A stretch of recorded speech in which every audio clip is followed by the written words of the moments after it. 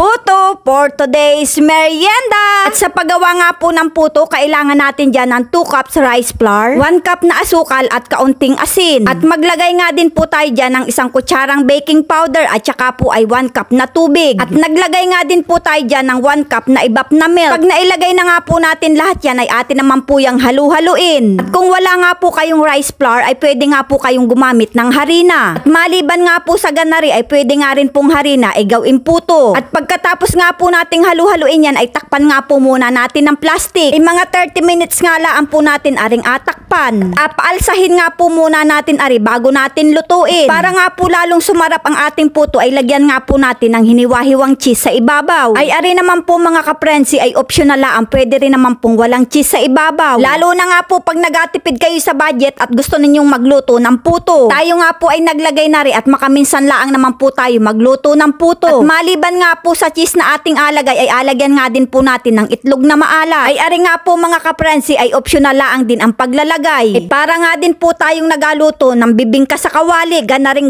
nga din po ang nasa ibabaw nun. Ay makamasarap po ba yan naman aring meriendahin puto, lalo na pag may kaparis na kape. Ay alam nyo naman mga kaprensi, at kilala ninyo ako na makamahilig talagang sumakman ng pagkain. Ay ho ho! At pagkalipas nga po ng 30 minutes, ay ayan, iluto na nga po natin yung ating puto. Ay medyo malaki nga laan po yung ating apaglutuan, kaya medyo matagal-tagal nga po natin aring alutuin. At ilagay na nga po natin sa ibabaw yung ating hiniwa-hiwang cheese kanina. At kung aring nga po ay alutuin natin sa maliit na hulmahan laang, ay makamadali laang po talaga aring maluto. Pero pag ganari nga pong malaki ang ating takalan, ay naku, ay mga 45 minutes nga po natin aring alutuin. At ilagay na nga rin po natin sa ibabaw yung ating hiniwa-hiwang itlog na maala. Ay ngayon pangalaan po talaga, ay ako'y natatakam na sa ating alutuing puto. Ay sinapinan nga po natin yan ng dahon ng saging para po ay mabango at saka po ay madaling tanggalin mamaya. Bali nga po hindi rin tayo dyan naglagay kanina ng vanilla, pero kung gusto naman po ninyo, ay pwede naman po kayong maglagay. Ay di baga nga nipot, pag ikaw ang magaluto, ay ikaw naman ang masusunod. Ay nilagyan nga po natin ng tela yan mga kaprensi sa takip niya, para nga po ay hindi mabasa yung kanyang ibabaw. Dahil nga po 45 minutes na nating inaluto-luto yan, ay tignan na nga po natin kung yan ay luto na. At pag nga po yan ay tinusok natin ng tingting at wala nang sumama, ibig sabihin po yan ay luto na. At ayan na nga po mga kaprensi, luto na ang ating putong pang merienda. Kaya naman mga kaprensi, ano pang inaintay natin dyan? Sakmala na!